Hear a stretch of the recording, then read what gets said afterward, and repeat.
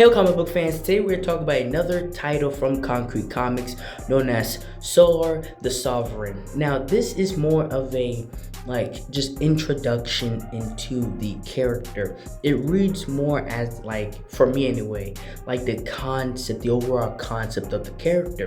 But the story starts out explaining these weather events, which are nearly apocalyptic events, and they're happening all over the world, and they're trying to find out what's actually going on here. And as the story starts to develop, then we see the main character and we see the part that he plays.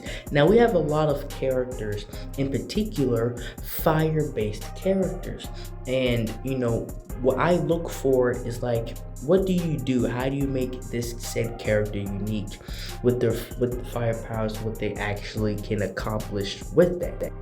And we see that he attempts to go after what seems to be the core problem of these weather events, these weather apocalyptic events. And we even get a quick paragraph of his powers and abilities, which I would have preferred to see them in action, but this is fine, I guess. And we see that it's actually criminals, is these people that are causing the fires in one place, and they're most likely behind the weather events in the other areas. And he seems to be I would say somewhat familiar with these guys, and he tells them, hey, we could do this the easy way, the hard way, pretty much.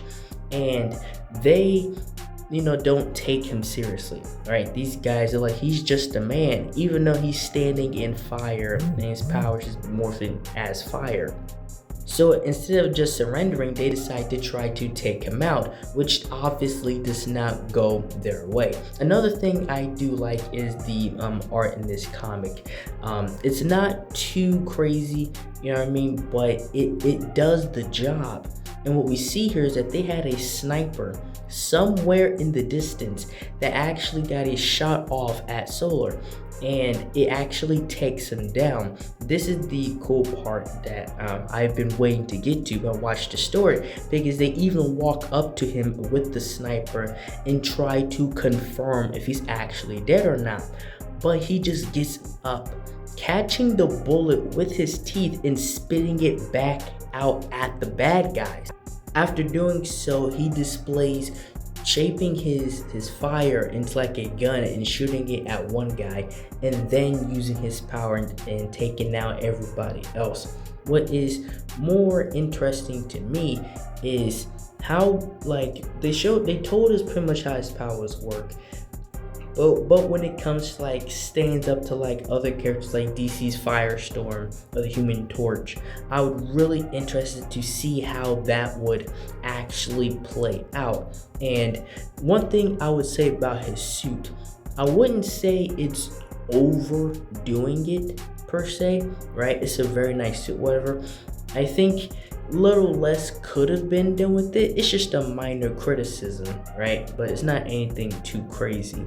But when it comes to him and his power and fire based or whatever, I don't think the coat, the jacket cape style was specifically necessary.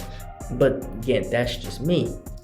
When it comes to what he's actually doing here, what's actually being accomplished, he's actually a pretty cool character. He's actually a pretty cool character, and we see now it's not just him, he has help. And we see how he's using his fire power to actually take out the fire around him, right? Everything is being torched, and we're able to see him use his power in a way that ends up saving everybody. What we also see, as you saw in that last panel, some dark figure is in the shadows watching him. So my guess is he's the overarching overall villain in this situation. And we see this family, and they're trying to escape, but they're trapped by the fire around them. And he doesn't just simply go in, snatch them, and get them out of there. We see him do science in this, right? We see him understand what is going on with the fire itself. Going a little bit more into detail of what's going on here and what kind of fire it actually is. And once he understands that, then he saves everybody because he uses his power to, distort and take out the fire itself, which we see him display and is actually very cool. And one thing he says that he did not choose this, that this was not his ideal plan in life to do this. So obviously whatever happened to him was a scientific experiment gone wrong, and maybe he was the last one to know about it. But at the very ending of this book, we see this unknown guy in this room, all these monitors, and clearly he is like the bad guy. What is his clear goal? Obviously take out Solar, but I feel like it's more than just Solar. I feel like he's interesting with him, but I think he's morally in the way of his overall ideal plan of doom. I feel like Solar is morally just in the way, but as you see here, he seems to be very much interested in just him personally. And that's all I have for this video. Thank you guys for watching this video. Like, share, and subscribe for more. And thank you for watching.